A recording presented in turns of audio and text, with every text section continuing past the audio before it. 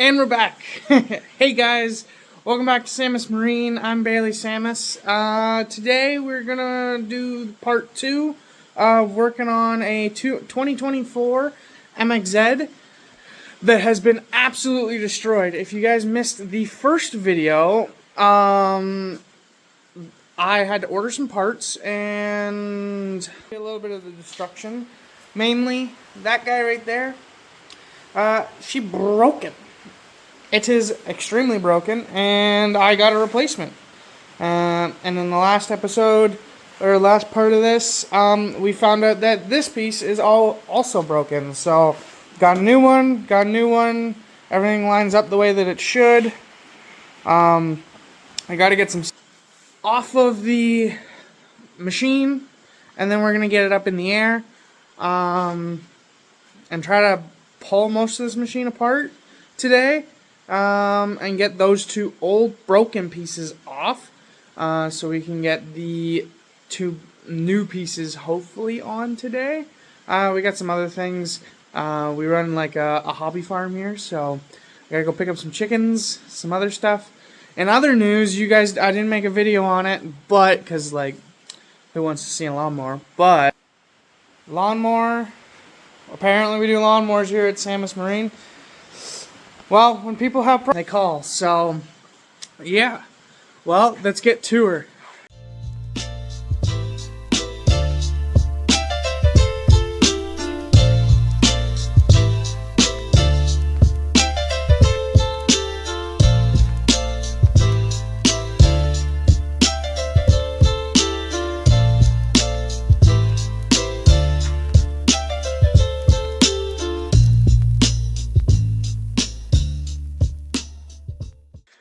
Hey guys, so I'm going to pause you just for a second from that time lapse. I know it doesn't look like I did a lot, but screwing around with all these wires and clips and stuff like that, a little bit of pain in the butt. But one gripe, especially with new things, and engineers kind of specifically, when I went to school, which wasn't that long ago for this trade, Marine, obviously, but it is a moving vehicle, so therefore the rule applies, and at least in my thoughts and theories here.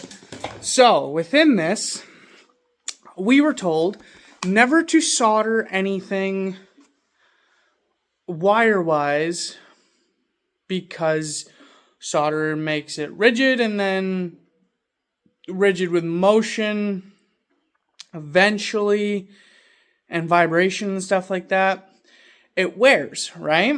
So, two-stroke snowmobile, right? Two-stroke snowmobile. This thing vibrates. I know that's pretty smooth, don't get me wrong, they're a pretty nice machine, but you're also buying a two-stroke Skidoo to probably go off trail a little bit, so you're not trail riding all the time. Therefore, what you're riding on is kind of not 100% groomed and smooth. Not like the trails are smooth anyways. Anyways, this is where it's leading to. This is your kill switch, right? It has a really nice connector.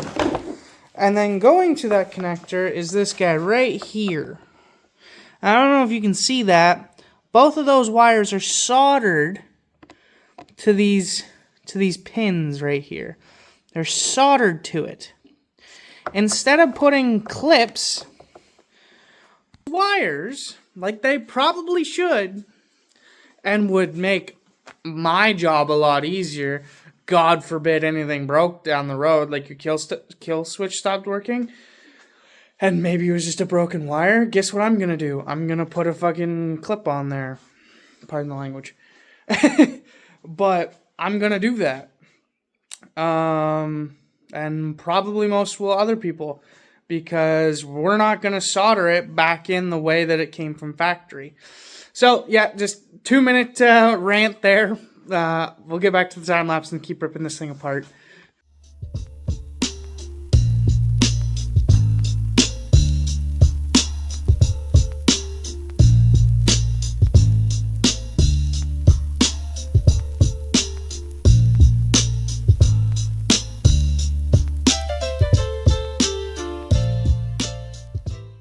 So there you go, guys. As you've seen, I'm making some progress on it.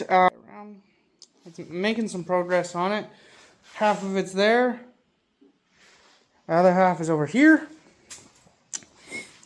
Still, making some headway. As you can see, I removed the primary. It's sitting over here on the bench.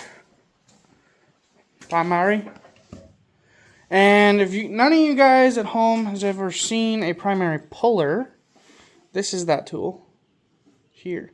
So, how this works, how this tool works, let's zoom this out a little bit. How this works right here is this bolt comes out of the primary as such, right? Pull it out with your 18 billion teeth fucking socket or wrench, whatever. And then you stick this puller and you thread it in by hand. And then you go and grab pretty decent impact. And then, yes, the chrome socket is impact rated. So you drive this in a little bit until it bottoms out. And then you go a little bit further with the ugga-duggas. You go a little bit further and then you come over here. Well, I was already over here. But then you grab yourself one of these whacking devices here. And you come over here.